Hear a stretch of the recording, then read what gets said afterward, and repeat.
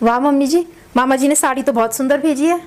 हाँ बहू, मेरे भैया भाभी है ना, हर बार कपड़े तो अच्छे ही भेजते हैं, और कपड़े ही क्या, सारा ही सामान अच्छा भेजते हैं। मैंने इतना मना कर लिया कि भैया भाभी अब मत भेजा करो, अरे उम्र हो गई है, अब अपना घर देखो, पर मानते ही नहीं। आज तक का नियम है, एक त्योहार नहीं छोड़ा मेरा। पता है बहू, आजकल के ऐसे भैया भाभी बहुत ही कम हो गए हैं, जो माँ बाप के जाने के बाद भी अपनी बहनों से संबंध रखते हैं, उनका त्योहार भेजते हैं। तू क्या सोचने लग गई? कुछ नहीं मम्मी जी, बस ऐसे ही। चल ठीक है बहना बहू, तू ऐसा करिए, सामान रखिया। ठीक है मम्मी जी। मेरे मायके से तो अभी तक कोई भी नहीं आया होली का त्योहार देने। भाभी से फ़ोन करके पूछती हूँ कब तक आएंगे। हेलो, हाँ भाभी, कैसी हो? हाँ ठीक हूँ, क्यों क्या हुआ? अच्छा भाभी, वो मैंने ना ये पूछने के लिए फ़ोन किया था कि आप और भैया होली का त्योहार देने कब तक आओगे? होली का देने? हाँ भाभी, परसों होली है और आप और भैया अभी तक होली का त्योहार देने नहीं आए। और भाभी, ये शादी के बाद मेरा पहला त्योहार पड़ा है और मैं पता है आपको और भैया का कितना वेट कर रही थी कि आप दोनों त्योहार लेके आओगे।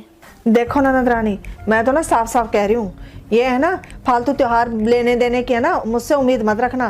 तुम्हारी शादी कर दी, यही बहुत है, समझ गई? और ये हमसे नहीं निभेंगे ये तुम्हारे साल भर के त्योहार। मम्मी पापा ना होते भी हमने करी है ना तुम्हारी शादी अच्छे से, समझ लो वही बहुत है। और तुम्हारा क्या है कोई ना कोई त्योहार आता ही रहेगा, फिर कहोगी भाभी मुझे इस त्योहार पे ये दे दो, मुझे इस त्योहार पे ये दे दो। अरे तुम्हारे करते रहे, हम अपना ना देखें? हमारे कितने खर्चे हैं, तुम्हारी शादी कर दी बहुत है।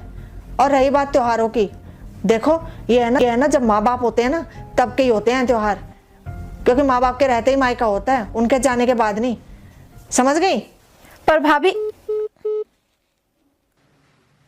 बहू, तू उदास क्यों होती है अपनी भाभी की बातों से? मम्मी जी, आपने सब। अरे बेटा, जब तेरे भैया भाभी तुझसे रखना ही नहीं चाहते, फिर क्यों उनके पीछे पड़ी है तू? मम्मी जी, आपका सारा सामान देखकर ना मेरा भी बहुत मन था कि मेरे भी मायके से सामान आए। मैं समझ सकती हूँ बहू, हम औरतों के पास चाहे कितने ही कपड़े लत्ते हो जाए, पर मायके से जो कपड़ा आता है ना, उसकी बात ही कुछ और होती है। और कपड़ों की भी छोड़, चाहे कोई भी सामान हो, बस वो हमारे लिए अनमोल हो जाता है। पता है मम्मी जी, जब शादी से पहले मेरी भाभी के लिए त्योहार का सामान आता था ना सारा, तो ना मैं ही सारा खोल खोल के देखती थी और मन ही मन सोचती थी कि कल को मेरी भी शादी होगी तो मेरे लिए भी ऐसा सुंदर सुंदर सामान आएगा। अरे बहू, तू क्यों उदास हो रही है? मैं हूँ ना, तुझे जो कुछ भी चाहिए ना तो तू मुझसे कह दे, मैं ले आऊँगी तेरे लिए। अरे मैं तेरी माँ जैसी हूँ।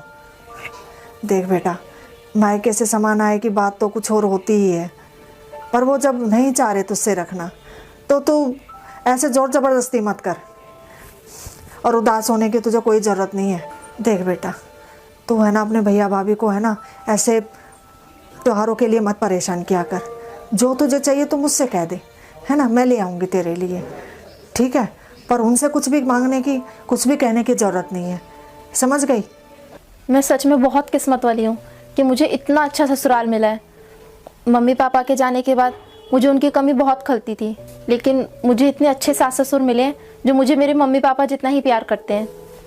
अगर हर लड़की को आपके जैसे सास ससुर मिले तो कभी भी किसी भी लड़की को अपने मायके की तरफ झांकने की ज़रूरत भी ना पड़े।